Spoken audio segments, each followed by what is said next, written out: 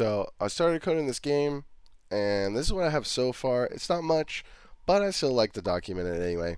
So got uh, these just say HP right now. Once I hit play, the game will actually start where they'll have health. Boom. We got health bars. Well, not health bars, just health text. And then when battles start, boom. This retreat button appears. Um, that battle start button disappears and is unable to be clicked on. These four appear. If you click the area, they don't do anything. But once they appear, then you click the buttons.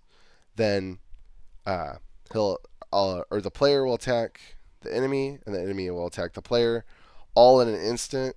Just because there's no delays or anything right now. Skill does not work, defend doesn't work, heal doesn't work, but attack does, and that's good enough for now. And uh, okay, so that usually doesn't happen. I got a rare drop from killing him, so now I have 30 HP. The loot system's a little jank because uh, so after I kill him, yeah, I go to an uncommon one, and it just equips the uncommon one, and that rare one is gone from the face of the earth. I'll fix that. That's on like my main priority list.